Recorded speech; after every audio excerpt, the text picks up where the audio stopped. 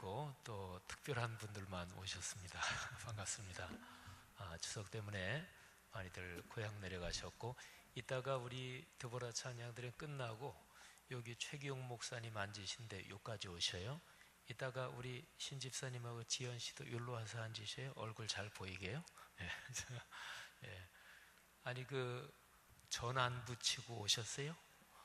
저는 누가 붙이라고? 신랑들 다 시켜놓고 오신 거 아니에요? 당신 꼼짝없이 와서 나 갔다 올 때까지 전 요거 다 붙여놔야 된다고. 예. 하여튼 반갑고요. 또 고향 내려가신 분들이 많으시겠고, 오늘 여기 잘 앉으셨네요. 하여튼 이렇게 해서 여기 이렇게 연 목사님하고 황 목사님도 요 안쪽으로 있다가 권영민 전도사님도 이 안쪽으로 앉으셔요. 참 기쁜 소식 하나 전해드리면, 작년에 7월 달에 제가 방글라데시 갔었잖아요. 근데 우리가 CBS랑 같이 가서 CBS에서 찍어온 거 우리 영상도 틀었습니다마는, 딥부라는 아이, 그 여자아이가 부모도 나이가 자기 딸인데도 몇 살이 됐는지 확실하게 모르는 한 17살 정도 됐을 것 같은, 근데 걷지 못하는 아이 있잖아요. 근데 내일 드디어 수술을 받습니다. 방글라데시에서 전주 예수병원 중심으로 해서 그쪽에 의사 선생님들이, 의료 선교단이 그쪽에 1년에 한 번씩 가는데, 작년에 수술을 받으려고 하다가 그 여자아이가 열이 많아서 수술을 못 받았고, 우리 지난번에도 잠깐 위해서 중보기도 했는데, 아까 조금 전에 임요한 목사님한테 들었는데 내일 그 수술을 받는데요. 너무 감사하죠. 우리가 딥부라는 여자아이를 위해서 작년에 꾸미름 새벽 예배 그때 우리가 십시일반으로 한 서너 끼 금식하면서 모은 헌금, 그거는 딥부라는 아이 돕기 위해서 다른 데 안 쓰고 이렇게 재정에 따로 이렇게 보관하고 있거든요. 우리 교회에서 목적 헌금은 다른 데 절대로 쓰지 않고 딱 그 헌금된 목적을 위해서만 씁니다. 근데 그동안 이중환 선교사님, 또 박정환 선교사님 그 팀들이 지속적으로 팔로우업을 하면서 딥부라는 여자아이 돌보고 그랬는데, 드디어 내일 수술을 받는데요. 참 너무나 감사합니다. 한 생명을 천하보다 귀중하게 여기시는 하나님께서 내일 수술에 잘 도와주셔서 수술이 잘 돼서, 딥부라는 여자아이가 전혀 걷지 못하는데 어느 정도 이게 걷게 될지 그거는 모르겠어요. 어쨌든 참 기쁜 소식 전해드리면서 이 시간 한번 같이 기도하십시다. 우리 딥부라는 우리 소녀를 위해 기도합시다. 내일 수술을 주님께서 지켜 주십시오. 수술 집도하는 우리 한국 의사 선생님들 하나님이 축복해 주옵소서. 또 딥부라는 여자아이 그 부모님에게 믿음과 신앙을 더 깊게 해 주십시오. 또 우리 교회 성도들이 작은 마음들 같이 모아서 그렇게 돕게 되는 것 참 감사합니다. 생명을 구원하고 어려운 사람 돕는 그 일, 하나님 나라 하늘에서 다 기억될 것입니다. 또 오늘 추석 연휴 기간인데 고향 다니러 오고 가시는 분들 하나님이 축복하시고, 아무런 교통사고 절대로 나지 않도록 또 모든 친족 가족들 만나서 기쁨 가득하게 도와주옵소서. 또 오늘 이 예배를 통해서 하나님께서 넉넉한 은혜 주옵소서.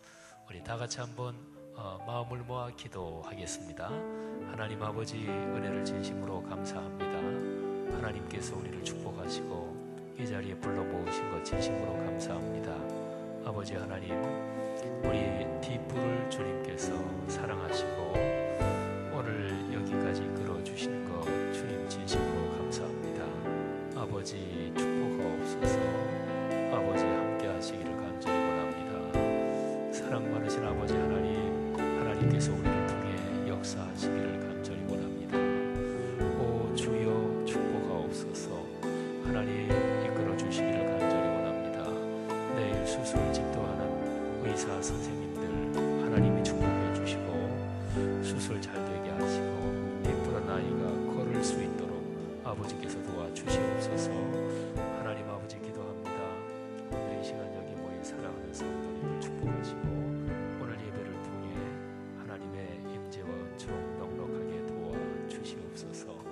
고향 오가는 모든 성도들 오가는 발걸음을 축복해 주시고 또 만나지 못하고 헤어져 있는 가족들 친지들 하나님께서 축복해 주시기를 간절히 기도합니다. 감사합니다. 축복합니다. 하나님 아버지 은혜를 진심으로 감사합니다. 하나님께서 오늘 우리가 같이 마음을 모아 디프라는 소녀를 위해서 기도했습니다. 태어날 때부터 참 어렵게 태어나 나이 어릴 때부터 거의 걷지 못하던 그 아이 하나님이 사랑하셔서 내일 드디어 수술을 받게 됐는데 집도하는 의사 선생님들 축복하시고 그 아이가 걸을 수 있도록 주님께서 도와주시기를 기도합니다. 하나님 오늘 추석 연휴 첫날입니다. 고향 다니러 가신 모든 성도님들 오가는 교통편 지켜주시며 또 가족 친지들 만날 때 큰 기쁨을 주옵소서. 또 같이 만나지 못하는 우리 교회 해외나 여기저기 흩어져 있는 가족들 하나님이 축복해 주시기를 간절히 기도합니다.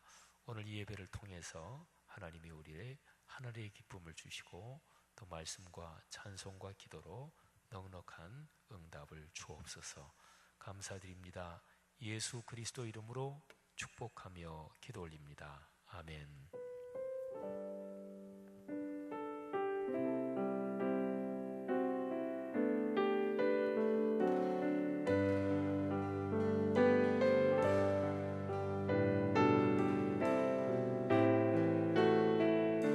나의 갈 길 다가도록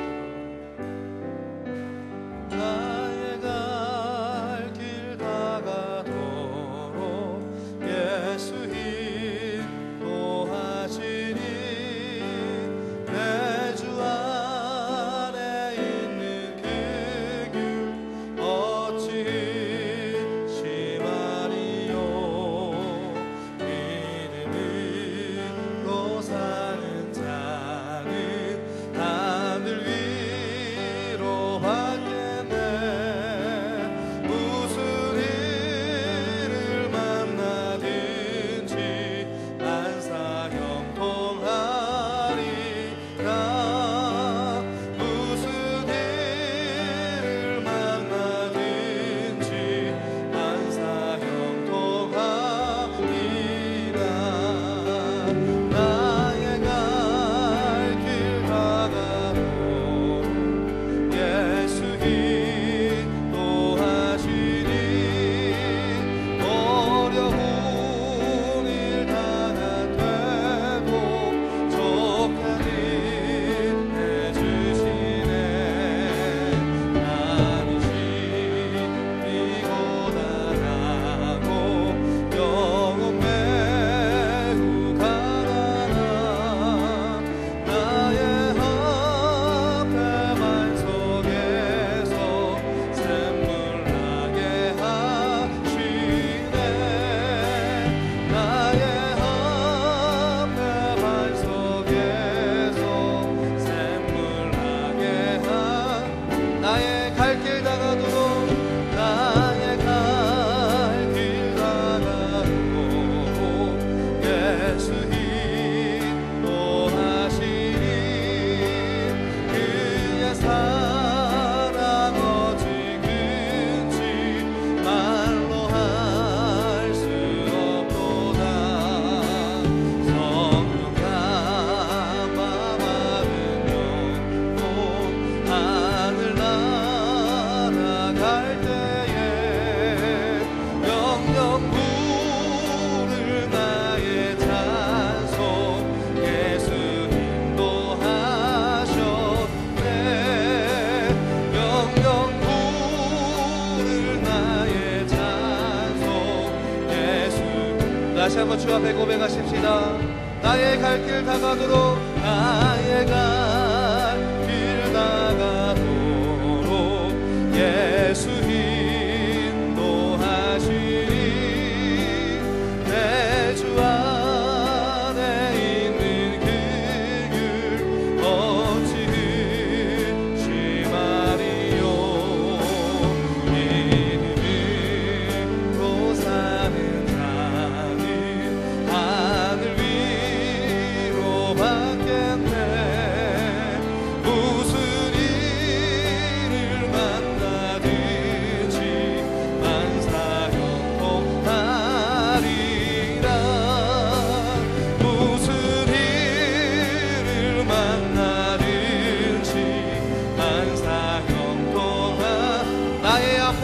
주석에서 나의 앞에 발서 샘물 나게 하시네 나게 하시네 나의 앞에 발석에서 샘물 나게 하 영영 부를 나의 찬송 부를 나의 찬송 예수 인도하셨네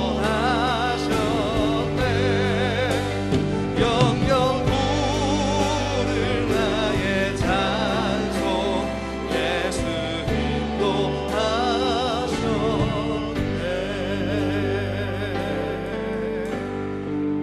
인도하셨네. 우리의 인생길을 형통하게 하시는 하나님께 손뼉치며 기쁨으로 찬양하시겠습니다.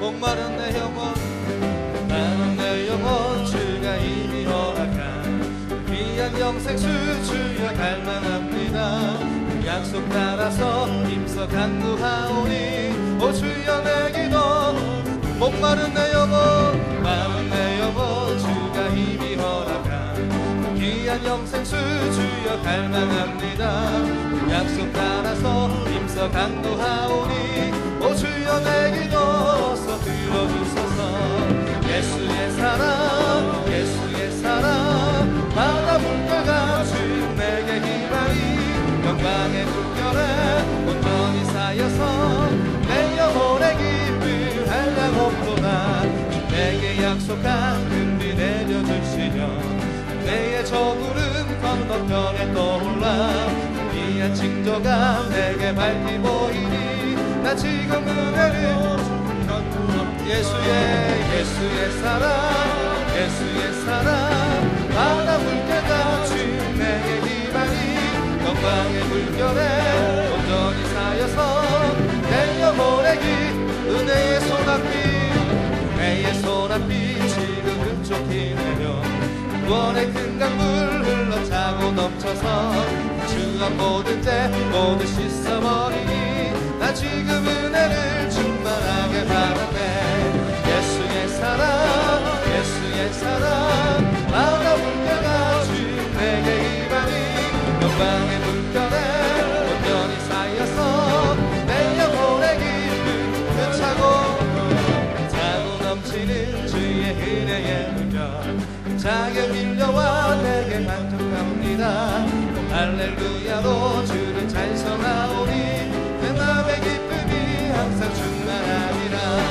예수의 사랑 예수의 사랑 바다 물결과 주님 내게 희망이 영광의 물결에 온전히 쌓여서 내 영혼에 은혜의 소낙비 은혜의 소낙비 지금 흡족히 내려 구원의 큰 강물 흘러차고 넘쳐서 주 앞 모든 죄 모두 씻어버리니 나 지금 은혜를 충만한 예수의 사랑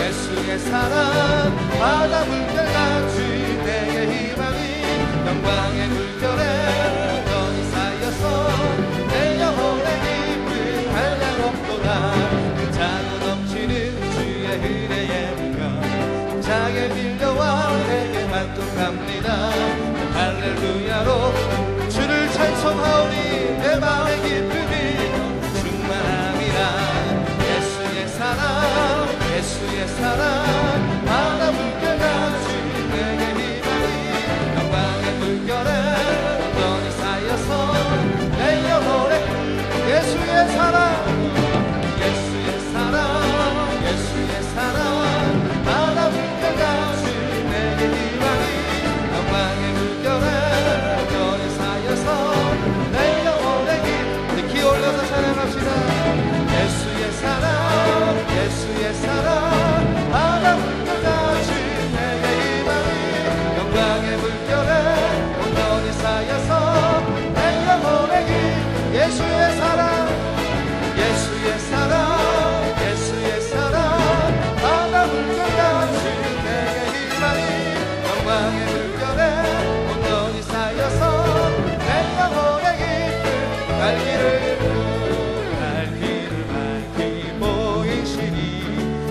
앞에 빨리 나갑시다. 우리를 찾는 구주 예수 오노라 하시네. 죄악 벗어두리 영혼이 기뻐 뛰며 주를 보게 돼. 하늘에 계신 주 예수 영원히 섬기리. 우리를 오라 하시는 말 기쁘게 듣고 순종하세. 구주를 믿기 지체 말고 속속히 나 죄악 벗어두리 영혼이 기뻐 뛰며 주를 보게 돼. 하늘에 계신 주 예수를 영원히 섬기는 주호를 여기 계시오니 주호를 여기 계시오니 나와서 주의 말씀 듣세. 듣기도 하며 생각하니 참 진리시로다. 죄악 벗어두리 영혼을 기뻐 뛰며 주를 보게 돼. 하늘에 계신 주 예수를 영원히 죄악 벗어두리 영혼을 죄악 벗어두리 영혼을 기뻐 뛰며 주를 보게 돼. 하늘에 계신 주 예수를 영원히 다시 한 번 더 죄악 벗어두리 영혼이 기뻐 뛰며 주를 보게 돼. 하늘에 계신 주 예수를 영원히 섬기리. 우리 하나님께 영광의 박수 올리겠습니다. 죄악에서 해방시켜 주신 하나님께 영광과 감사로 찬양드립시다. 할렐루야.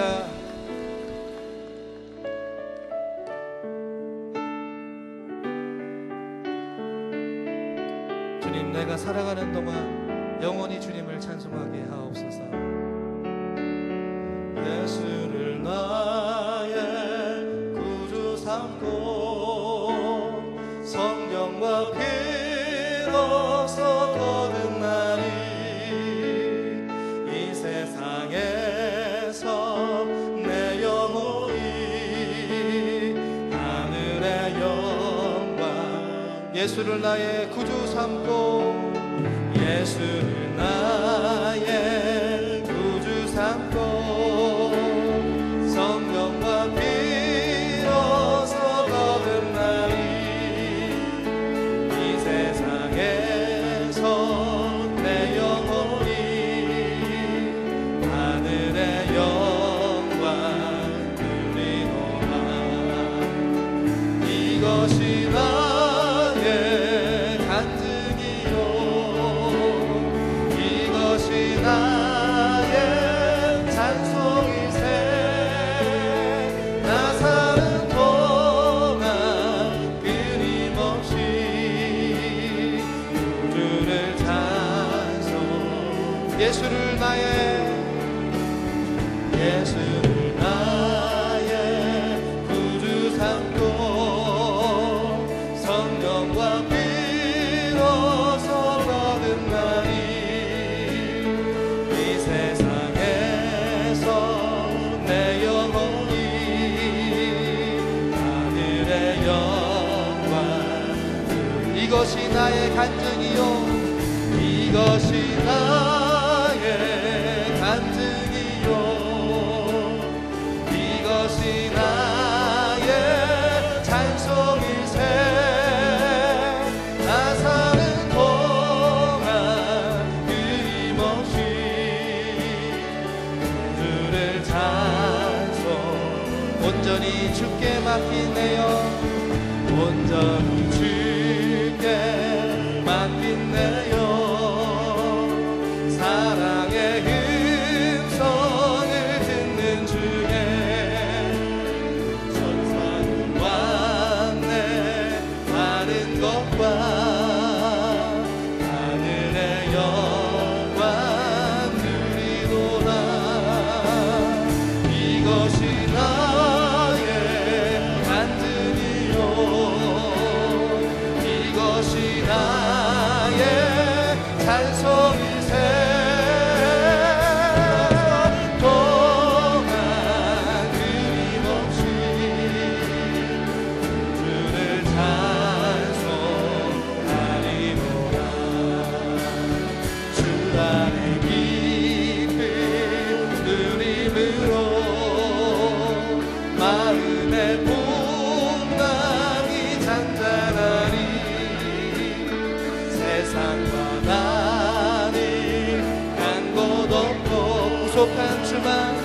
구속한 주만 보이노라. 이것이 나의 간증이요 이것이 나의 찬송일세. 나 사는 동안 끊임없이 우리 주님 앞에 두 손 들고 고백하십시다. 이것이 나의 간증이요 이것이 나의 찬송일세.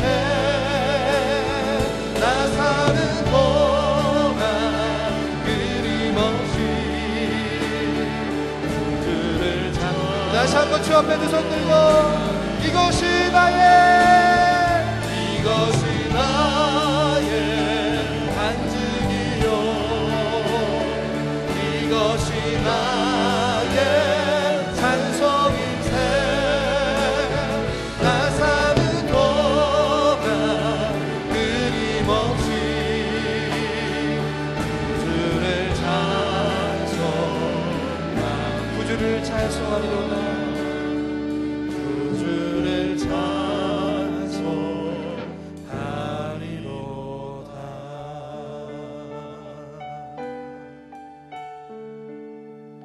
이 시간 우리 조용히 눈을 감고 하나님께 묵상으로 기도하며 나아가십시다. 주님, 제가 사는 동안 끊임없이 주님을 찬송하는 것이 우리 마음의 기쁨과 감사와 만족과 은혜로 하나님께 드려질 수 있도록 하나님 우리 마음과 심령을 주장해 주옵소서. 우리 하나님께 기도하며 나가겠습니다. 하나님 감사합니다. 이 시간에도 하나님께 찬양하며 마음을 다해 하나님을 경배하게 하시고 감사합니다. 하나님 우리의 창조의 목적이 하나님을 예배하고 하나님을 찬양하기 위한 주의 거룩한 말씀을 따라 우리가 하나님과 함께 행복하게 살기 위함인데 아버지 하나님 오늘 찬양의 고백처럼 우리가 살아가는 끊임없이 주님을 찬송하시고 하나님 인도하여 주시옵소서.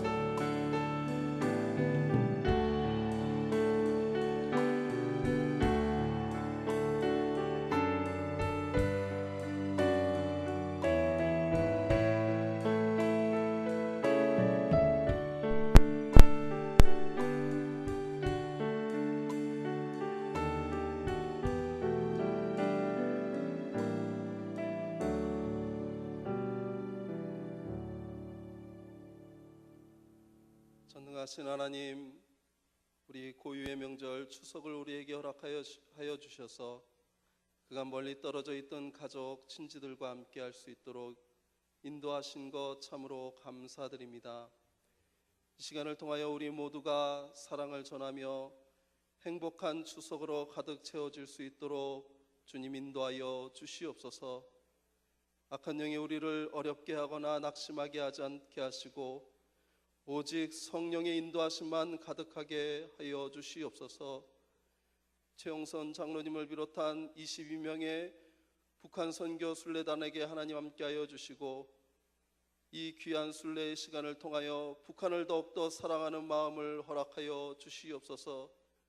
주님이 그 땅을 향하여 원하시는 것 중보하고 돌아올 수 있도록 주님 인도하여 주시고 늘 안전하게 주님 지켜 주시옵소서.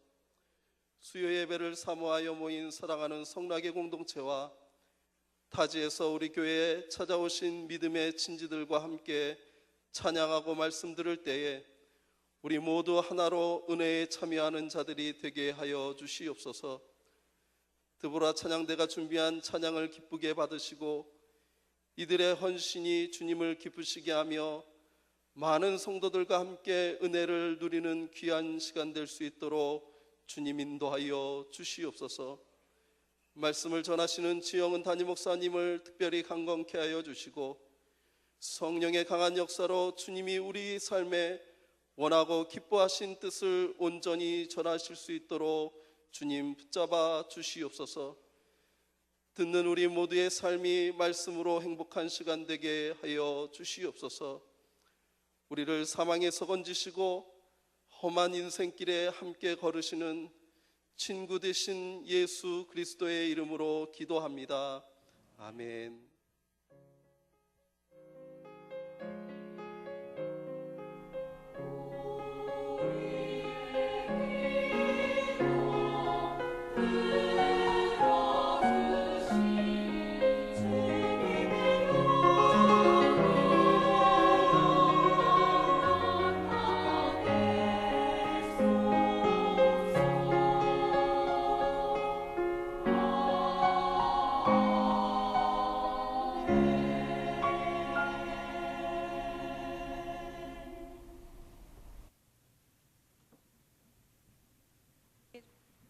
오늘 우리에게 주시는 하나님의 말씀을 봉독해 드리겠습니다.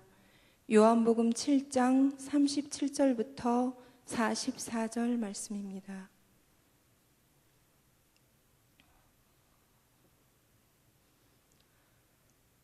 명절 끝날 곧 큰 날에 예수께서 서서 외쳐 이르시되 누구든지 목마르거든 내게로 와서 마시라.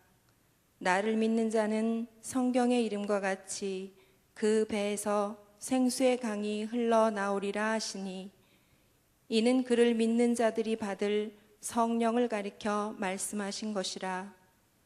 예수께서 아직 영광을 받지 않으셨으므로 성령이 아직 그들에게 계시지 아니하시더라.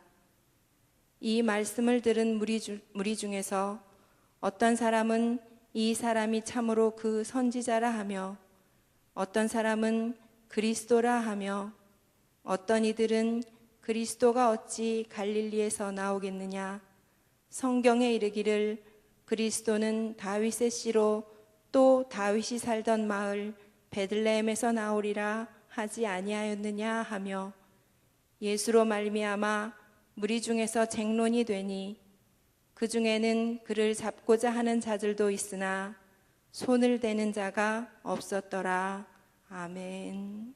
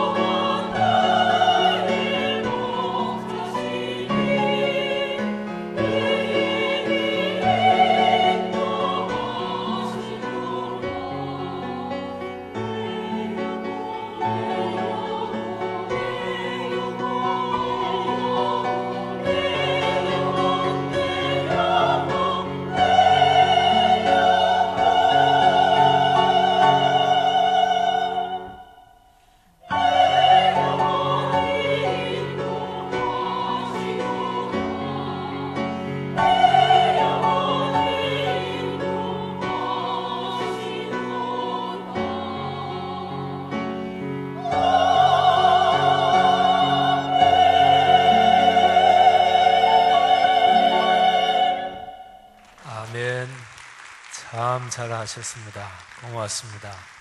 감사합니다. 크게 은혜가 됐습니다. 예, 이쪽으로 가능한 대로 이 안쪽으로 많이 이렇게 앉아주시기를 바랍니다. 오늘 25분이 찬양하셨는데 보통 수요일 날에도 요 분들만 목소리 내고 다른 분들은 다 립싱크 하시죠. 우리 25분 앉으셨는데 아주 찬양을 참 잘하셨습니다. 예, 이쪽으로 좀 더 이렇게 앉아주세요. 예. 그쪽에 앉지 마시고 다 이 가운데 쪽으로 앉아주세요. 예, 고맙습니다. 이제 추석인데 아마 가족들이 같이 모이시지 못하는 분들이 계실 거예요. 뭐 자녀들 군에 보내놓고 계신 그런 부모들 계실 테고, 또 자식들이 해외에 있으신 그런 또 가족들 있으실 겁니다. 또 우리 교회 성도님들 중에서 이북 실향민들 또 있으신데, 뭐 금강산 그쪽에서 남북 이산 가족 뭐 조만간에 만나는 거 추진이 되고 있는 걸로 알고 있는데, 또 실향민들은 특별히 명절만 되면 마음이 굉장히 더 짠해지죠. 뭐 또 지방에 계신데 뭐 추석 때 특별한 이유 때문에 만나지 못하는 또 그런 가족들도 있을 테고요. 또 대개 이제 우리 한국 사회에서는 어르신을 중심으로 그 밑에 이렇게 직계 또는 반계 가족들이 이렇게 모이죠. 그런데 대개 이제 자녀들이 결혼하고 또 이렇게 가족 구조가 바뀌면 전에 모였던 분들은 또 모이지 못하는 또 이런 구조도 있죠. 하여간 추석 때 서로 만나지 못하고 모이지 못하는 분들, 하나님이 또 있는 곳에서 축복해 주실 줄 믿습니다. 또 요즘은 하도 이 기계들이 좋아서 뭐 미국에 있든 뭐 유럽에 있든 저 남미에 있든지 간에 우리 어르신들도 요즘 그런 거 잘 하시더라고요. 그래서 영상으로 이렇게 통화하고 뭐 그러면은 금방 얼굴 보는 것처럼 볼 수도 있으니까, 하여튼 떨어져 계신 가족들, 친지들 하나님이 축복하실 줄 믿습니다. 그래서 그 노래를, 고향 노래를 한번 우리가 부르겠는데, 저는 이제 부모님, 저희 아버님, 어머님은 두 분 다 하늘나라 가셨으니까, 근데 가만히 생각해 보니까 이번 설에는요, 내일 아침에는 우리 가족 중에서 딱 4명 모여서 예배드리고 식사하게 생겼어요. 저희 남동생하고 해서 딱 4명 모여서 예배드리고 식사하고, 그리고 이제 장인어른 댁으로 가서 또 추석 인사도 드리고 그럴 텐데, 하여튼 고향 뭐 멀리 있는 분들도 계실 텐데, 고향 땅이 여기서 얼마나 되나 하는 노래 다 아시죠? 예, 그거를 가만히 있어봐. 어디서 반주를 할 건가요? 신디로 반주하나요? 아니면 임요한 목사님 어디서 반주할 건가요? 지연이 형제, 우리 박지현 씨 고향 땅이 어디서 하나요? 고향 땅이 여기서. 예, 아니면 신디로? 그래, 그러면 신디로? 그래, 여기 송이 자매가 한대네요. 최 목사님? 뭐 먼저 그 잡은 데서 먼저 우리 이 노래 하면서 그 권사님들은 그 소녀 쪽에 고무줄 하던 것도 기억하셔도 괜찮고, 이거 할 때 이게 삿가닥질까지 하고 그러는 게 있습니까? 여기 이 노래는 그런 거 없어요? 뭐 어떤 노래는 이게 막 거꾸로 이렇게 삿가닥질하고, 뭐 삿가닥질이 이게 물구나무서기 일본 말인가, 이게 하여튼 어렸을 때 기억이 나는데, 자, 고향 땅이 여기서 화면에도 가사 띄워주시기 바랍니다. 예.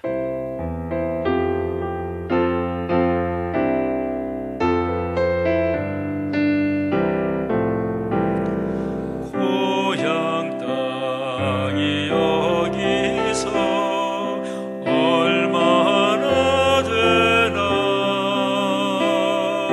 푸른 하늘 그 땅은 저기가 거긴가.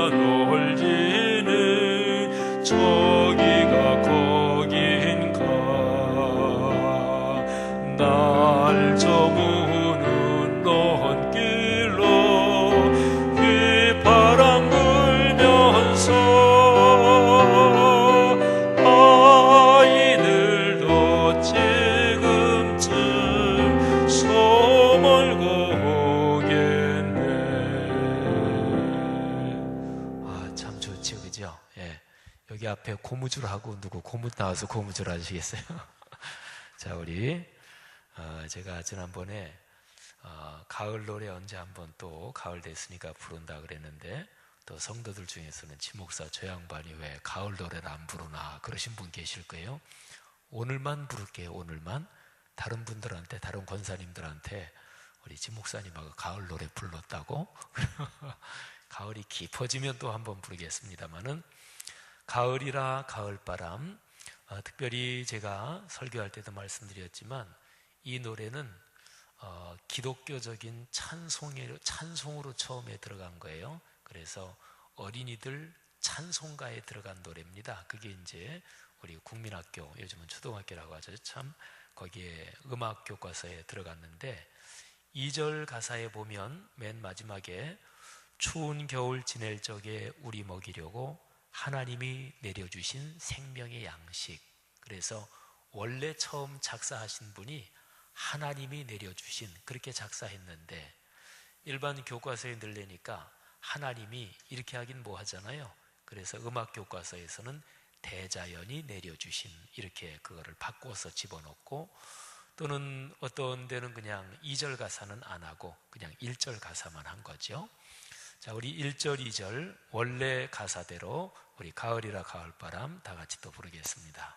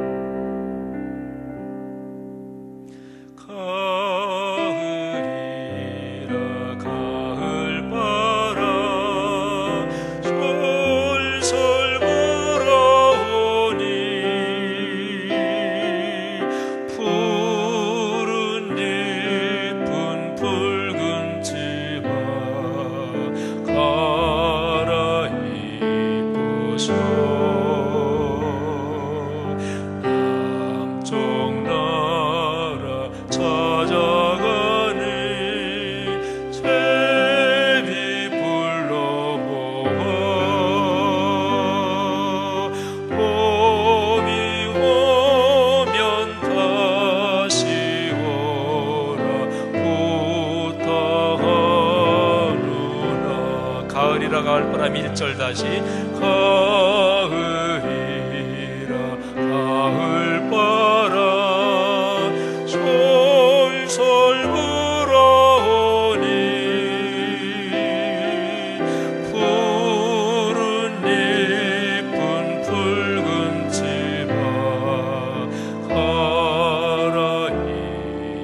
갈아입고서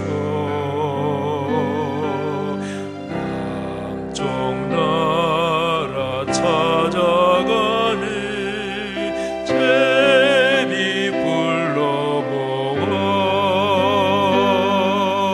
봄이 오면 다시 오라 부탁하노라.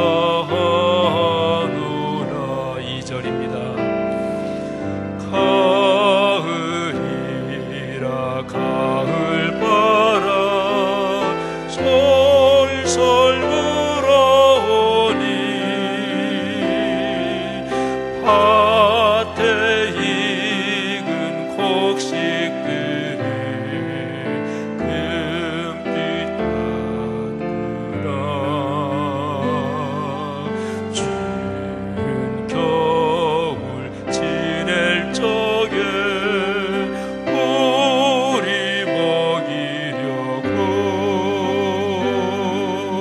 하나님이 내려주신 생명의 양식.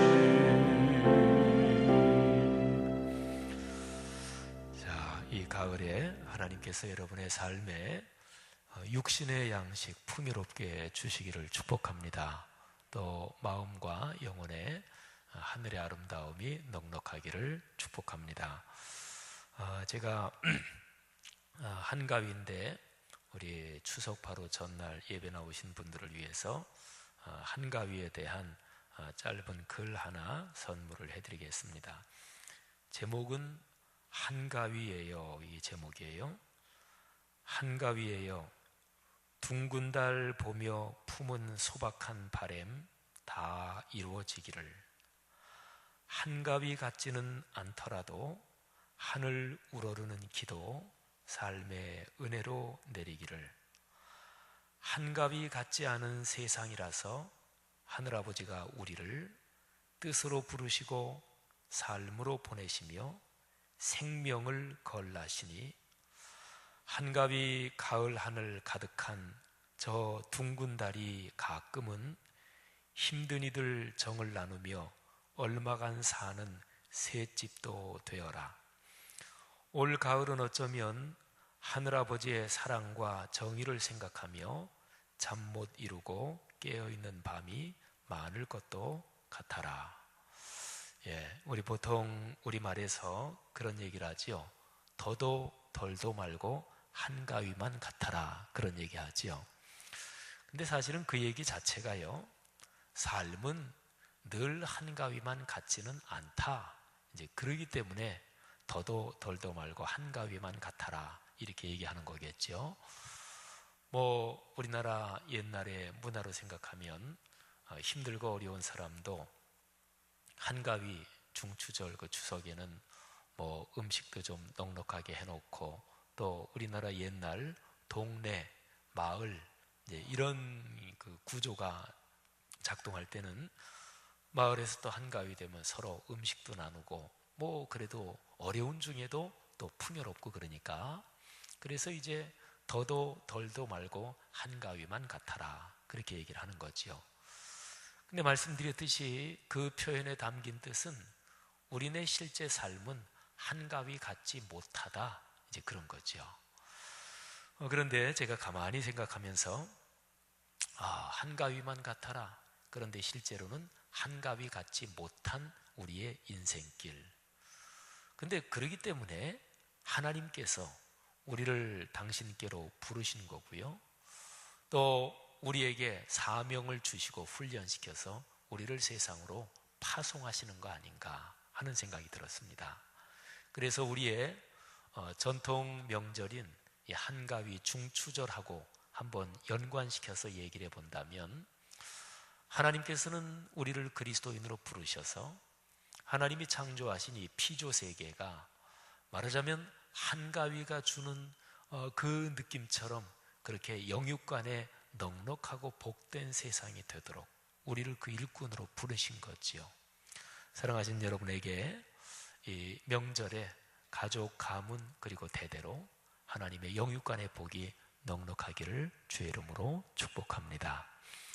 이스라엘 사회는 하나님을 믿는 말하자면 그런 선택된 민족의 삶이었으니까, 우리는 이제 우리 전통 문화가 기독교적인 문화는 아니에요. 그래서 우리의 전통 명절, 추석이든 또는 설이든 대보름이든 이런저런 여러 가지 명절이 있잖아요.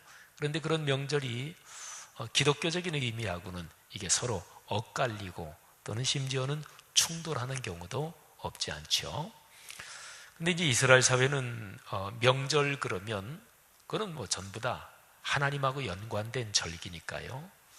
이스라엘 사람한테 1년에 제일 커다란 3대 절기가 있었습니다. 이게 순서로 보면 첫째가 유월절이고요, 그리고 두 번째가 오순절, 그리고 세 번째가 초막절입니다. 유월절은 오늘날로 말하면 부활절하고 같은 거라고 보시면 돼요. 이스라엘 백성이 애굽에서 하나님의 능력으로 출애굽하게 된, 구원받은 구원의 사건이 있죠. 오늘날 우리 그리스도인에게는 구원의 사건이 예수 그리스도의 십자가의 죽으심과 그리고 부활로 이루어진 거잖아요. 그래서 이스라엘의 3대 절기 중에서 유월절은 오늘의 그리스도인의 삶에서 부활절하고 의미상으로 이게 거의 같이 합치가 됩니다. 두 번째는 오순절인데, 이 오순절은 오늘날 우리로 말하면 맥추감사주일 또는 성령 강림절, 이거하고 거의 의미가 겹친다고 보시면 됩니다. 오순절 하면은 오늘날 우리는 성령 강림, 주로 그거를 생각하지요. 그거는 사도행전 2장에 하나님의 성령이 강력하게 내리신 그 절기가 오순절 절기 때 모였을 때 성령이 강림하셨어요. 그래서 이제 오늘날은 오순절 그러면 성령 강림절, 성령이 오셨다, 이거를 얼른 머리에 떠올리지요. 네, 맞는 얘기고요. 근데 그거 외에 오순절에 아주 중요한 게 또 하나 있습니다.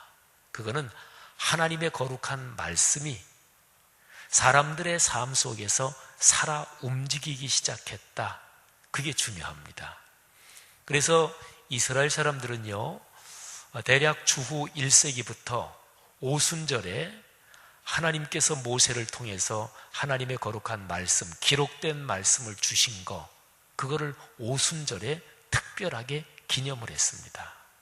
근데 우리 기독교적으로도 보면 성령이 강림하시고 나서 그 다음에 무슨 일이 생겼나요?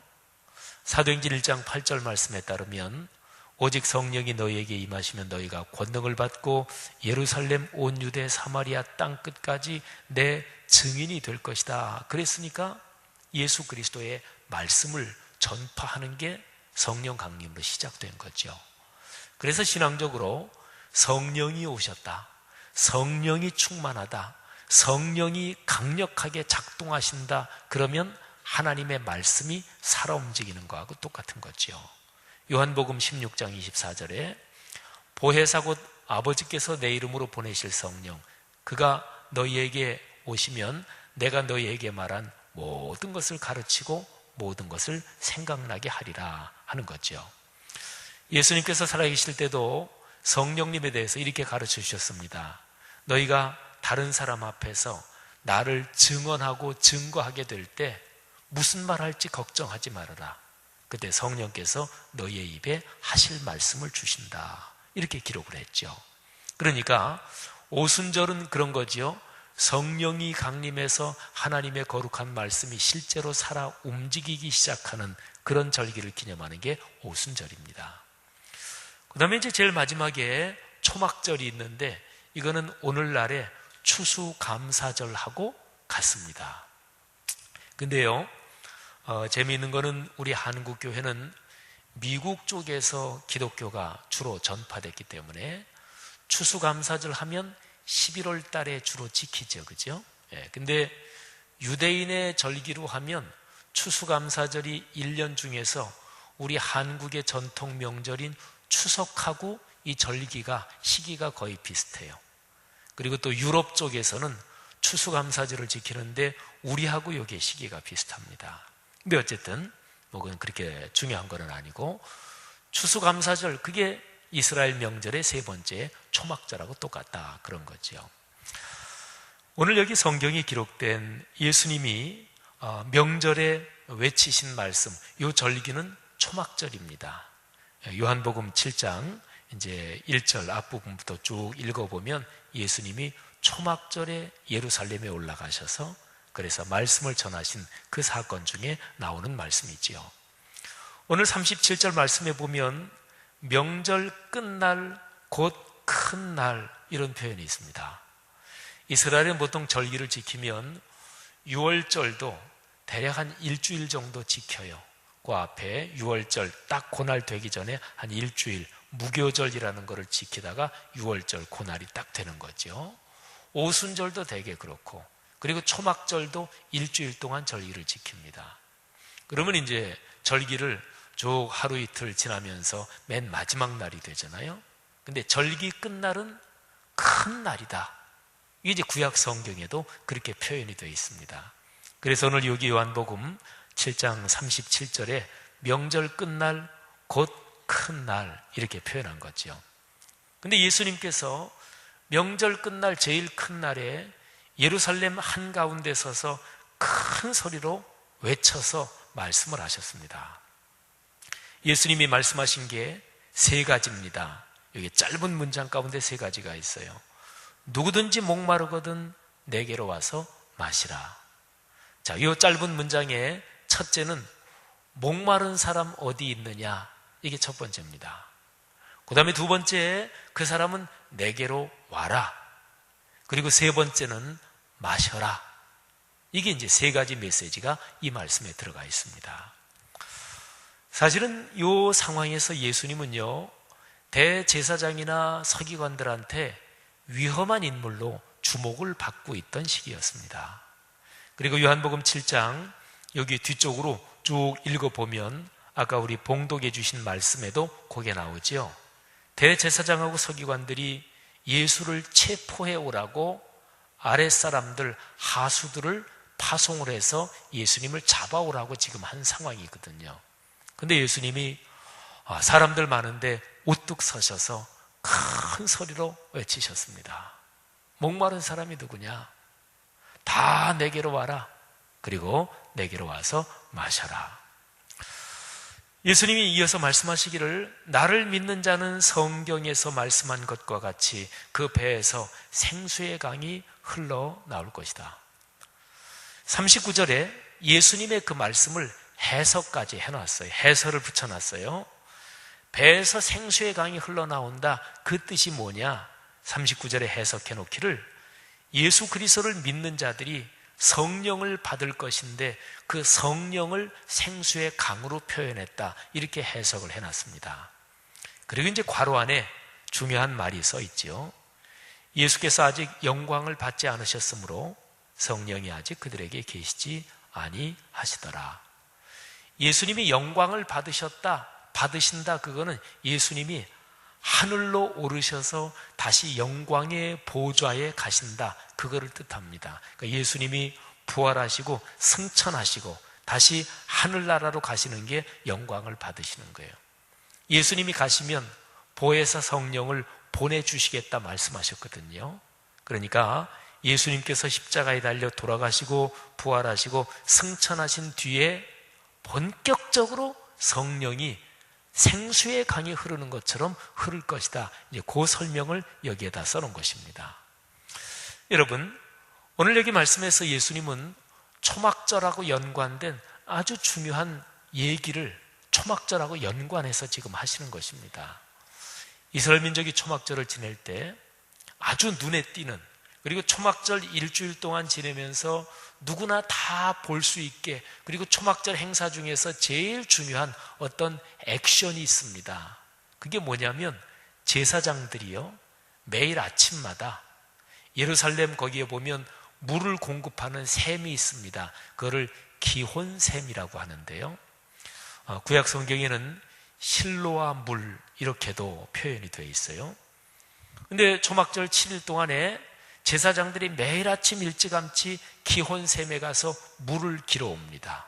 여러 사람이 쭉, 그건 이제 초막절 행사를 치르는 거니까 이렇게 리터지컬하게 예전적인 형식을 갖추어서 그렇게 가겠죠. 그래서 물을 이렇게 길어 오고, 그리고 쭉 오면은 사람들이 전부 다 그거를 보지요. 그래서 길어 온 물을 매일 아침과 저녁에 상번제를 드리거든요. 예루살렘 성전에서는 상자는 항상 이런 뜻입니다. 그래서 예루살렘 성전에는 1년 365일 매일 아침 그리고 매일 저녁 하나님 앞에 번제를 드리는데 그거를 상번제라고 그래요. 그게 이제 우리 그리스도인의 신앙생활로 본다면 새벽 예배 드리고 또 저녁 때 하나님 앞에 기도하고 뭐 그러는 거라고 볼 수가 있겠죠. 근데 아침 번제 때 길어온 물을 번제단에다가 이렇게 붓는 그런 의식을 거행을 했습니다.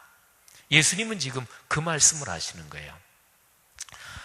사람들이 물을 길어서 거기에다가 붓는 거는 하나님의 어떤 은혜와 축복을 간구하는 거지요. 그리고 특별히 요 초막절 다음에는요, 이제 비가 내리는 우기가 시작이 됩니다. 이스라엘 그쪽의 절기는 그래요. 여기 초막절 다음에 이 겨울이, 우리로 말하면 겨울이 이스라엘에서는 비 내리는 절기입니다. 근데 그 비가 내릴 때 비가 좀 많이 내리게 해주셔서 우리의 농사가 잘 되고, 또 이스라엘은 비가 척박한 땅이고 물이 별로 없는 땅이니까 비가 많이 오는 거는 굉장히 행복한 일이죠. 그러니까 초막절 때 기온 샘물을 길어다가 매일 아침 번제단 거기에다 붓는 거는 이제 그런 의미도 포함하고 있죠. 그러니까 두 가지 의미가 다 들어있는 거예요. 하나는 육신적인 삶, 먹고 사는 삶 하나님의 은총으로 풍요롭게 해주십시오. 그리고 하늘문이 열려서 하나님으로부터 오는 영적인 거룩한 은혜 충만하게 하옵소서. 그게 이제 물을 길어서 아침 번제단에 붓는 그런 의식입니다. 그런데 예수님께서 당신이 서셔서 말씀하십니다. 누구든지 목마르거든 나한테로 와서 마셔라. 오늘 여기 말씀에서 그 배에서 생수의 강이 흘러나온다 할 때 그 배는 사람들의 배로 해석할 수도 있고 예수 그리스도 자신으로 해석할 수도 있어요. 그러니까 내게로 오는 사람은 끊임없이 생수의 강이 흘러나오는 그 생수를 마실 수 있을 것이다.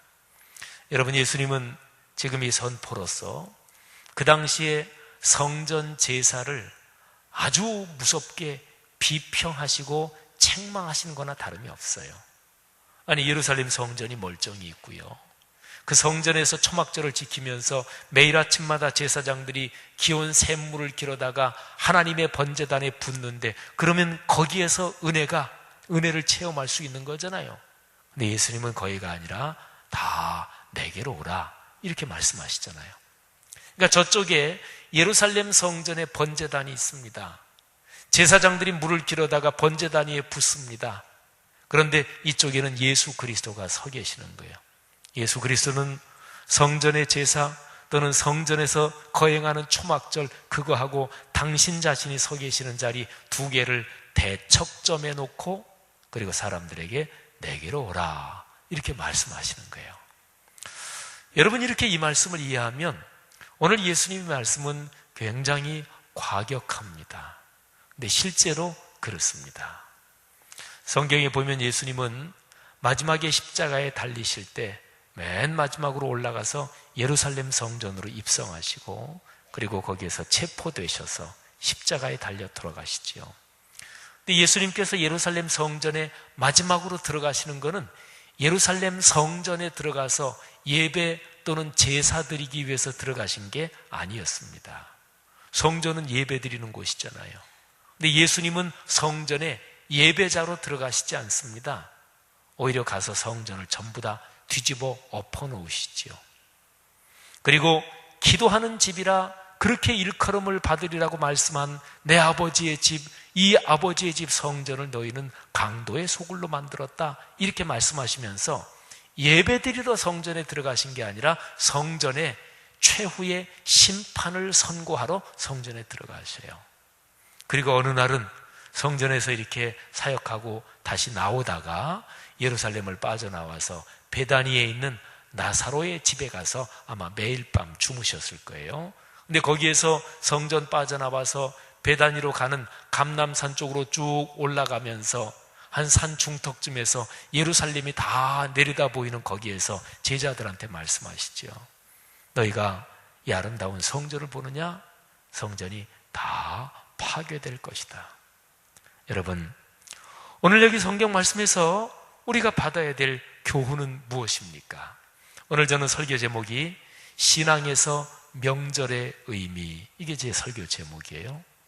이스라엘 백성으로 말하면 말이죠, 이스라엘 사람으로 말하면 그들은 명절이 전부 다 하나님과 연관된 절기니까 명절의 진정한 뜻이 무엇인가요? 그는 다시 한번 하나님을 만나는 거예요. 매 안식일마다 하나님 앞에 예배드리며 하나님을 만납니다. 그런데 연중 3번 있는 큰 절기는 특별하게 각별하게 하나님을 만나는 거예요. 그래서 일주일 동안 모든 일을 다 내려놓고 전적으로 하나님 만나고 하나님 말씀 듣고 하나님을 찬양하고 그렇게 합니다. 그게 이제 우리 교회로 말하면 1년에 3번 있는 꿈이룸 새벽 예배, 꿈새 사순절, 꿈새 하프타임, 그리고 꿈새 한가을, 이 3번이 거기에 상응하는 거라고 볼 수가 있습니다. 그런데 예수님이 보시기에 그 당시에 이스라엘의 명절의 본래 의미를 상실했단 말이죠. 하나님을 만나고 하나님의 말씀에 다시 한번 귀를 기울이고 하나님과의 관계가 느슨해졌던 우리의 일상생활을 다시 한번 하나님과 가깝도록 신앙의 회복, 이게 바로 명절의 의미인데, 그런데 그게 사라졌단 말이죠. 예수님이 보시기에 예식은 있었어요. 의식은 있었습니다. 형식은 훌륭했습니다. 조금 전에 말씀드린 것처럼 제사장들이 쭉 행렬을 지어서 제사장 예복을 입고 기혼샘에 가서 물을 떠다가 아침 번제단에 붓는 그 예식은 참 거룩했을 것이고, 많은 사람들이 그 행렬을 따라가고 또 행렬을 보면서 하나님께 자기를 축복해달라고, 가정을 축복해달라고 소원을 빌었을 것입니다. 근데 예수님이 보시기에 그거는 껍데기만 남은 것이었습니다. 그래서 예수께서 말씀하시는 거예요. 목마른가? 다 내게로 와라. 그래서 마음껏 마셔라. 예수님은 이 말씀을 하실 때 이사야서 55장에 있는 하나님의 말씀을 기억하셨을 것입니다. 예수님은 이사야서를 참 깊이 많이 묵상하셨음이 틀림없습니다. 이사야서 55장에 너희 목마른 자들아 돈 없이 값 없이 와서 포도주와 젖을 사라. 사랑하신 여러분, 우리는 오늘 이 말씀을 우리가 살아가는 명절과 연관시켜서 한번 생각해 볼 필요가 있습니다. 우리 한국은 아까 말씀드린 대로 우리 기독교 문화권이 아니니까 또 명절에 가족, 친족들이 다 예수 믿지 않은 그런 가문에서는 모여서 가정 예배 드리지도 못하는 또 그런 집안도 있고, 이게 사정이 다 다릅니다만은 예수를 믿으면서 제일 중요한 거 하나는 다른 사람에게 복음을 전하는 건데요, 1차적은 내 가족, 친족에게 복음을 전하는 것입니다. 근데 그게 제일 힘들어요. 전도하는 것 중에서 제일 힘든 게 가족, 친족 전도하는 게 제일 힘듭니다. 그렇기 때문에 그 일은 꾸준하게 인내를 가져야 돼요. 그리고 평생 그거는 그냥 기도하는 거예요. 여기 계신 분들 중에서 가족이나 친족 중에서 내가 제일 처음 예수 믿었는데 이제는 우리 집안이 전부 다 예수 믿게 됐습니다, 이런 분들 계실 거예요. 저희 집안도 제가 제일 먼저 예수 믿고, 그리고서는 4남매, 그리고 저희 부모님도 다 예수 믿게 되셨고, 또 저희 집사람도 마찬가지입니다. 집사람하고 처형이 제일 먼저 교회 나가면서 3남매, 그리고 지금 장인, 장모님까지 다 예수 믿으시게 됐죠. 여러분, 가족 구원과 그리고 가족, 친족 구원은 아주 중요한 거예요. 그래서 그거는 신앙의 커다란 복입니다. 물론 이 말씀을 들으면서 아유 목사님, 저는 진짜로 가족 구원을 위해서 오래도록 기도했고, 또는 시댁 식구라든지 친정이라든지 명절 때 할 때 내가 예수 믿으니까 조금이라도 잘하려고 베풀고 그랬는데도 아직까지 전도가 안 돼요. 목사님이 그렇게 말씀하시는데 우리 가정 가문은 축복을 못 받았나 봐요. 이렇게 혹시 생각하실 분 계실지 모르겠어요. 근데 그렇게 생각하실 필요는 없고요. 물론 가능한 대로 빨리 예수를 믿는 게 더 좋지만 하나님의 뜻은 우리는 다 알 수는 없어요. 그런데 우리의 목표는 분명해야 된다, 그런 거지요. 명절 때 온 가족이 하나님 앞에서 예배 드리고, 또 우리 친척, 인척 할 거 없이 모든 가족들이 신앙을 갖고 살아가는 게 그 가문의 축복입니다. 사랑하신 여러분, 여러분이 걸어가는 인생길에서 가족과 친족의 구원을 위해서 늘 기도를 쉬지 않는 여러분 되시기를 축복합니다. 명절의 신앙적 의미에서 아주 중요한 것, 그거는 바로 하나님의 거룩한 성령으로 말씀이 우리의 가정에 살아 움직이는 것을 다시 한번 체험하는 것입니다. 여러분, 명절이 어느 나라 문화권이나 어떤 명절이나 명절은 행복한 때입니다. 그렇죠? 잔치하는 때잖아요. 그럼 우리 신앙인으로서 가장 행복한 것은 무엇일까요? 그건 하나님과의 관계가 가까워지는 거죠.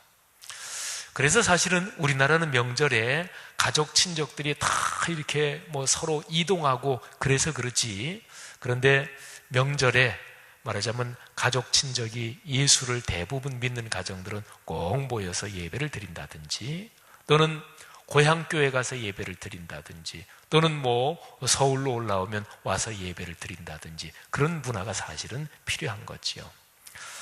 사랑하신 여러분, 오늘 본문 말씀에서 하나만 더 묵상합니다. 예수님이 이제 선포를 하셨잖아요. 근데 예수님의 선포 때문에 사람들 사이에 논쟁이 벌어지고, 그리고 사람들이 예수님하고 부딪히기도 합니다. 오늘 여기 말씀을 보면 40절에 이런 표현이 있죠. 예수님의 말씀을 들은 사람들 중에서 어떤 사람은 이 사람이 참으로 그 선지자가 맞다. 또 어떤 사람은 이 사람이 바로 그리스도 그 메시아다. 근데 또 어떤 사람은 그리스도가 어찌 갈릴리에서 나오겠느냐? 갈릴리에서 무슨 선한 것이 나오겠느냐? 저 사람은 갈릴리 출신인데 그리스도일 리가 없다. 또 뭐 이런 얘기도 하고요.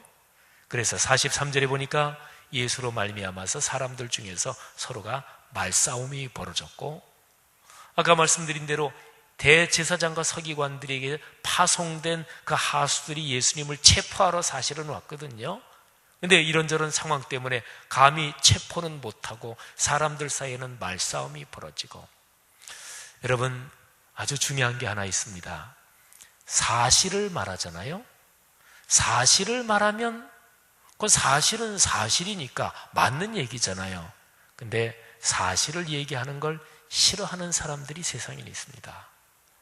진리를 얘기하고 진리를 선포하는 거는 좋은 거잖아요. 그죠? 근데 진리가 밝게 드러나면 그것 때문에 싫어하고 껄끄러워하는 사람들이 세상에는 있습니다. 예수님은 진리이시잖아요. 이 땅에 내려오셔서 예수님이 사람들을 못살게 굴고 범죄를 저지른 게 있나요? 예수님은 그런 거 없어요. 예수님이 사람들을 사기를 치셨나요? 사람들을 두들겨 패셨나요? 아니면 예수님이 딱 자기 조직을 만들어서 자기 안 따르는 사람을 왕따를 시켰나요? 그러지 않았습니다. 오히려 예수님에 대한 인기가 굉장히 막 올라갈 때, 그때 제자들은 쉬운 얘기로 말하면 인간 사회는 옛날이나 지금이나 동양이나 서양이나 똑같으니까 말이지요. 예수님의 제자들은 그 사람들을, 추종자들을 이렇게 조직화하려고 그랬어요. 근데 예수님이 그거를 끊어버리셨습니다. 제자들을 빨리 군중들한테서 흩어놓으셨고, 예수님이 군중들도 빨리 집으로 돌아가라 그랬고, 예수님은 조직화를 못하게 하셨습니다. 한 번은 예수님하고 제자들이 이제 사마리아 지방을 이렇게 거쳐서 남쪽 예루살렘 쪽으로 가는데, 이 사마리아 사람은 이스라엘 사람들하고 이게 철천지 원수처럼 그렇게 지냈거든요. 근데 예루살렘으로 간다는 것 때문에 예수님 일행을 사마리아 사람들이 받아들이지 않으니까 요한이라는 제자가 예수님한테 이렇게 얘기합니다. 주님, 하늘에서 불을 내려서 저 사람들을 태워버리라고 할까요? 이렇게 요한이 되게 화가 났던 모양이에요. 근데 요한이 예수님한테 그 얘기를 하면서 이 얘기 예수님한테 하면 되게 혼나고 미운 털이 박힌다, 이렇게 생각했을까요? 그러면 얘기 안 했겠죠. 그러니까 요한이라는 제자는 예수님한테 어떤 면에서는 자기 딴에는 잘한다고 얘기한 거예요. 감히 우리 받아들이지 않고, 그러니까 매운맛을 보여줘야 됩니다. 근데 예수님이 요한을 무지무지하게 혼내십니다. 쉬운 얘기로 말하면 너 정신이 있니 없니? 너 정신없는 말을 하는구나. 내가 사람을 구원하러 왔지 사람을 죽이려고 왔느냐? 이게 예수님의 말씀이었어요. 그러니까 예수님은 이 땅에 계실 때 다른 사람을 못 살게 굴었다, 억울하게 만들었다, 남의 돈을 어떻게 갈취했다, 또는 왕따를 만들었다, 자기 조직을 만들었다, 예수님은 그런 거 안 하셨어요. 예수님은 어려운 사람 도와줬습니다. 소외되고 가난한 사람 같이 좀 손 붙잡고 울어주셨습니다. 예수님은 하나님의 말씀을 참, 진리의 말씀을 잘 풀어서 또 아주 쉽게 그렇게 가르쳐 주셨습니다. 아무것도 배우지 못한 사람도 편안하게 알아들을 수 있도록 그렇게 하나님의 말씀을 가르쳐 주셨어요. 자, 그러면 보세요. 예수님이 한 일 중에서 범죄의 혐의가 있는 일이 어떤 일이 있나요? 나쁜 일 하셨나요? 거짓말 했나요? 안 했거든요. 그런데 예수님을 불편하게 생각한 사람들이 있었습니다. 그잖아요. 더군다나 그 사람들이 바리새인들, 대제사장들, 그 당시의 종교 지도자들. 왜 그럴까요? 여러분, 이거를 한번 단순하게, 될 수 있으면 단순하게, 될 수 있으면 소박하게 한번 생각해 보세요. 제가 지금 끙끙거리면서 말하잖아요. 아니, 예수님한테 범죄 혐의가 있는 게 뭐 하나라도 있어요?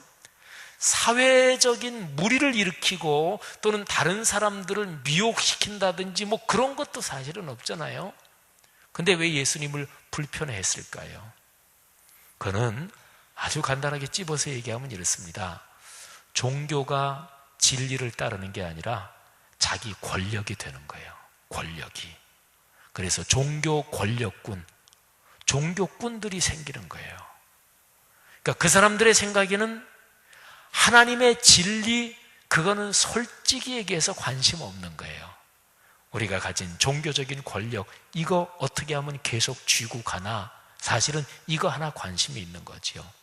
뭐 제사장복 입고 또는 예배 제사 이렇게 집전하고 또는 제사에 다른 사람들을 위해서 축복기도 해주고, 그건 이미 형식뿐이지요.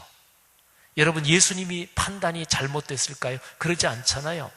예수님이 오죽하면 그 당시에 하나님께 예배드리는 성전에 가서 아주 대놓고 다 뒤집어 엎으시면서 여기는 성전이 아니다, 여기는 강도의 소굴이다, 예수님이 그렇게 말씀하신 거, 예수님 해도 너무했지, 저 양반이 너무 틀리게 말했네, 그럴 수 없는 거 아니겠어요?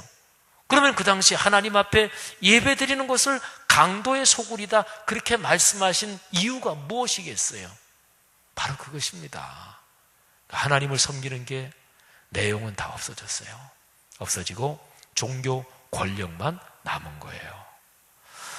사랑하신 여러분, 그런 상태에서 명절, 하나님의 절기가 다가왔는데 제사장들이 제 아무리 엄숙하게 경건하게 제복을 입고 또 제사장들이 이렇게 행진할 때 찬양도 부르고 그랬을 텐데, 그 사람들의 목소리는 제사장 역할을 쭉 오랫동안 해오면서 말하자면 경건한 분위기의 목소리로 훈련된 목소리입니다. 그 모든 것은 완벽했을 거예요. 근데 예수님이 그 행진을 이렇게 보시면서 완전히 껍데기만 남은 걸 보신 거죠. 그래서 예수님이 말씀하시는 거예요. 목마른 사람들아, 내게로 와라. 그리고 마셔라. 하늘아버지께서 하늘문을 열어주시는 생명수의 강이 넘쳐 흘러날 것이다. 할렐루야. 사랑하신 여러분, 여러분과 저는 그리스도인으로 인생길을 걸어가잖아요. 여러분, 그리스도인으로 인생길을 걸어가면서 제일 중요한 소원 한두 가지만 한번 말씀해 보십시오. 제일 중요한 소원 한두 가지만 한번. 그러면 아마 어떤 그리스도인들이든지 한두 가지, 한 대여섯 가지 말하라 그러면 오히려 쉬워요. 근데 한두 가지 이렇게 말하라 그러면 좀 어렵죠. 그래서 이렇게 저렇게 생각하고 이 생각 저 생각 하다가 아마 많은 분들이 공통적으로 나중에 내 인생 끝나는 날 하나님 앞에 주 예수 그리스도 앞에 섰을 때 영원한 천국에서 잘했다 칭찬받는, 참 잘했다 이런 상급 받고 싶습니다. 아마 누구나 그 얘기하는 분들이 많을 거예요. 제가 한두 가지 그랬으니까 또 한 가지 정도 더 하란다면 이 땅에서 인생길 걷는 동안 영육간에 넉넉한 축복을 받으며 사는 것, 뭐 이거 하나 더 하면 되겠지요. 사랑하신 여러분, 그리스도인으로 살아갈 때 내가 걷는 걸음을 조심해야 돼요. 그래서 저는 늘 생각합니다. 요즘에는 목회자들 만날 때마다 그런 얘기 더 합니다. 목사 이전에 올바른 그리스도인이 돼야 된다. 심지어는 요즘 그리스도인들한테 그리스도인이 되기 전에 사람이 돼야지 이 얘기까지 해요. 근데 그 얘기는 사실은 성경적으로 보면 잘못된 얘기입니다. 잘못된 얘기. 사람이 죄에 빠졌기 때문에 그래서 예수 그리스도의 십자가의 공로로 그리스도인이 되고 그리스도인이 된다는 게 하나님이 창조하신 사람답게 되는 걸 말하는 거거든요. 근데 그리스도인으로 살면서 오히려 예수를 안 믿는 사람보다 이런저런 도덕윤리적 의식이 더 낮은 그리스도인들이 많기 때문에 하는 얘기가 그리스도인이 되기 전에 사람부터 되라 이런 얘기하는 건데, 제가 하는 얘기도 그 비슷할 수가 있어요. 목사이기 이전에 참 아름다운 그리스도인이 돼야 된다. 제가 요즘 목회자 세미나 갈 때 그런 얘기를 많이 해요. 왜냐하면 목사들이 종교 권력자 이런 식의 의식 속에 자기도 모르게 빠져있는 사람들도 있고요. 어떤 사람들은 명백하게 의식하면서 자기가 권력을 쥔 것처럼, 평신도 리더들도 마찬가지입니다. 사랑하신 여러분, 그리스도인으로 평생을 살아가잖아요. 행복하시기를 축원합니다. 하나님의 큰 복을 받으시기를 축원합니다.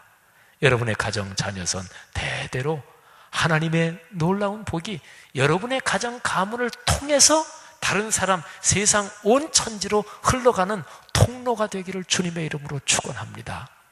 이거 꼭 붙잡아야 돼요. 이게 목표여야 돼요. 이게 목표여야 돼요. 사랑하신 여러분, 그러기 위해서 우리는 연중 신앙생활하면서 우리의 신앙을 아주 고도로 집중해야 되는 시기가 연중 몇 번은 있어야 돼요. 여러분, 회사에서 연수하잖아요. 직원 연수. 처음에 뽑을 때 신입사원 연수하지만 신입사원만이 아닙니다. 중간 간부들도 연수하고 거기에서 또 직급도 올라갈 때 또 연수하고 그래요. 그래야 회사가 돌아가는 거예요. 정부 공직자들도 마찬가지입니다. 군에서 계급이 올라갈 때 마찬가지입니다. 위관급에서 영관급, 영관급에서 장성 올라갈 때 다 거치는 게 있지요. 그리스도인으로 살아가면서 연중 몇 번 정도는 하나님 앞에 아주 깊이 내 신앙을 돌아보고 다시 한번 하나님과의 가까워지는 그런 기회를 갖는 거죠. 그게 바로 신앙에서 명절이라고 하는 거예요. 성도 여러분들이요, 여러분의 삶에 명절과 연관된 이런 성경의 복이 넉넉하시기를 축복합니다. 제가 지난주 주보에 명절의 초대 이런 글을 제가 실어놨는데, 제가 한 2년 전에 쓴 글인데 이제 추석 돼가지고 이렇게 지난주에 주보 작업하다가 보니까 연관되어 있어 제가 실어놨는데, 이게 바로 요한복음 7장 바로 요 구절을 제가 묵상하면서 한 2년 전에 쓴 거예요. 여기 명절의 초대 이 글을 읽고 제 설교를 마치겠습니다. 명절 더구나 끝날 기뻐야 하는 날, 하늘이 열려 영이 내리고 믿음으로 죽음 몰아내고 너와 나 우리가 살고 서로 있어 서로 기쁜 그렇게 축제여야 하는 날. 오늘 지나면 명절이 또 올까? 누가 장담하나? 마지막은 아닐까? 내 삶의 내일이 또 이어질지, 어디로 어떻게 이어질지 나는 모른다. 아무도 모른다. 저기 누군가 외치고 있다. 누구든지 목마르거든. 내 얘기네. 내게로 와서 마시라. 누가 저렇게 말할 수 있나? 지금 저 사람 누군가, 저 얘기 빈말이 아니라면 나야말로 저리 가야겠다. 무엇이라고? 내가 잘못 들었나? 조금만 마셔도 고마울 텐데 생수의 강이 흘러난다고? 그것도 일상에서? 그리만 된다면, 여기에서 사는 지금 내가 그렇게만 살 수 있다면, 저기 말씀하는 예수라는 분 도대체 누구신가? 흔히 그런 얘기들 하지요. 하나님의 아들 예수님이 오셨는데 어떻게 그 당시 사람들이 예수님을 배척하고 받아들이지 않을 수가 있었단 말인가? 근데 거꾸로 생각해 보면은요, 예수님이 육신을 입고 이 땅에 내려오셨을 때 그 시절에 거기 안 있었던 게 여러분이나 저한테 다행스러운지도 모릅니다. 그 자리에 있었다면 여러분이나 우리 중에서도 말도 안 되지, 지가 신이라고 이러면서 예수님을 배척할 사람도 있었을지도 몰라요. 여러분, 그런데 다시 다르게 생각해 보면 예수 그리스도는 2000년 전에만 계신 게 아니라 지금도 우리의 일상에, 우리의 삶에 같이 계십니다. 물론 2000년 전에는 눈에 보이는 육신의 모습으로 계셨지만 지금은 그런 건 아니지만, 그러나 거룩한 성령님으로 오늘도 우리의 일상에 같이 계신 거예요. 성도 여러분, 예수 우리를 붙들고 인생길 걸어가십시다. 그래서 여러분이 가정을 꾸리고 또 자녀, 손주들 위해서 기도하고 또 사업하시고 직장 생활하시고 또 내외간 살아가시는 건 모든 일에 경제적인 면이나 건강이나 또는 사회적 성취나 이 모든 것이 하늘문이 열려서 예수 그리스도 그분에게로부터 오는 축복으로 넉넉하시기를 주의 이름으로 축원합니다. 기도하겠습니다. 이 시간에 우리 한 번만 통성으로 한번 기도하고 그리고 예배를 마치겠는데요. 오늘 들은 말씀 생각하면서 여러분 가정과 가문을 위해서 기도하는 시간을 가지겠습니다. 명절의 신앙적 의미, 오늘 요한복음 7장을 통해서 우리가 듣고 또 마음속에 생각을 했습니다. 여러분 인생길 걸어가면서 명절은 얼마나 좋은 것인가요? 그죠? 근데 명절이 본질이 빠지고 알맹이가 빠지고 형식만 남으면 서로가 힘들어요. 그죠?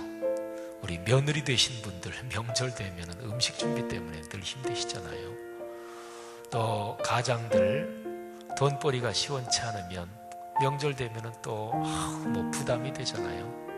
집안 어르신들, 친지들 인사도 해야 되는데 주머니 사정은 한계가 있고, 명절의 본래 의미가 그건 아니잖아요. 그죠? 명절은 친지들 만나서 기쁘고 하여튼 그 본래 알맹이. 근데 사람 살다 보면 언제나 그렇듯이 알맹이는 빠지고 껍데기 형식만 득세하고 그리고 판을 치는, 그게 이제 인간 세상의 언제나 문제지요. 여러분, 우리가 우리 고유 전통 명절 이런 것도 그렇지만 신앙생활하면서 1년에 서너 번 정도만 아주 흡족하게 기쁘다면, 너무너무 행복하다면, 그러면 연중 다른 기간에 이런저런 어려움이 있어도 그래도 뭐 충분히 넘어갈 수 있는 거 아니겠어요? 이겨낼 수 있는 거 아니겠어요? 그게 신앙에서 명절이고요. 그게 주일 예배고요. 연중으로 말하면 한 서너 번 있는 이제 그런 것입니다. 우리의 신앙생활 돌아보면서 그걸 위해서 기도하시고, 그 다음에 여러분의 아드님들, 따님들 아마 외국에도 있고 군에도 있고 뭐 여기저기 흩어져 사시기도 하고 그럴 거예요. 그리고 여러분의 부모님들 또는 손주들, 그리고 여러분의 친인척들, 여러분의 가문을 위해서 기도하십시오. 여기 계신 분 여러분이나 저나 50년, 60년 또는 뭐 7, 80년 후에는 아마 거의 다 하늘나라에 가 계실 텐데, 그런데 여러분이 우리가 모두 하늘나라에 가서 내가 이 세상에서 혈통으로 연결된 그 가문이 4대, 5대, 6대, 예수님 언제 재림하실지 모르지만 10대, 11대 쭉 내려가는 가문을 보면서 아주 흡족할 수 있도록 예수님 재림하실 때까지 우리의 가문이 참 멋지고 복되고 그리고 믿음으로 걸어가는 축복의 가문 되게 하옵소서. 우리 한 3, 4분 정도 우리 합심해서 한번 기도하고 제가 축도하고 오늘 수예배 마치겠습니다. 다 같이 기도하죠. 하나님 아버지, 은혜를 진심으로 감사합니다. 오늘 추석 연휴 첫날 수요일에 하나님 앞에 나와서 예배를 드렸습니다. 아버지, 간절히 기도합니다. 우리의 따님들, 아드님들, 또 손자, 손녀들 위해서 이 시간에 기도합니다. 하나님 아버지, 귀한 아이들, 후손들을 축복해 주옵소서. 군 생활하는 귀한 젊은이들 축복해 주옵소서. 외국에 가서 공부하고 있는 젊은이들 축복해 주옵소서. 타지에 나가 생활하고 있는 우리의 자녀들, 후손들 축복해 주옵소서.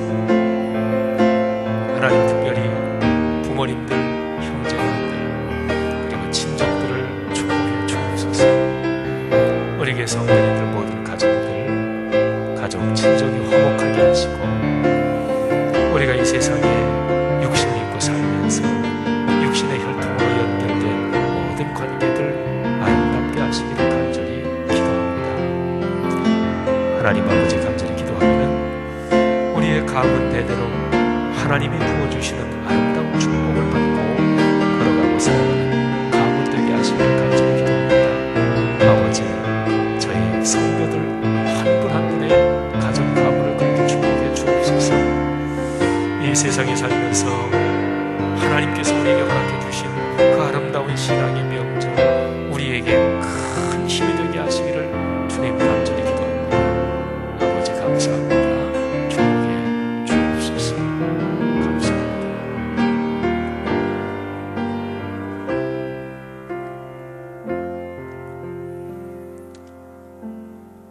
은혜가 풍성하신 하나님 아버지, 하나님께서 오늘 수요 예배에 나와서 아버지 앞에 마음을 모아 기도한 성도들의 기도를 아버지께서 받아주신 줄 믿습니다.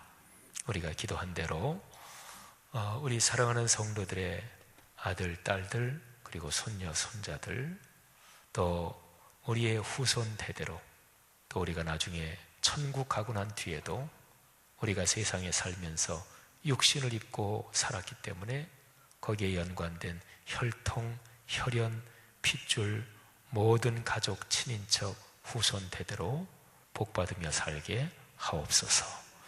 하나님, 특별히 우리 고유 명절에 여기저기 흩어져 살지만 사정 때문에 같이 모이지 못하고 만나지 못하는 그런 성도들의 가족 또는 친인척들 있는 자리에서 축복해 주시옵소서.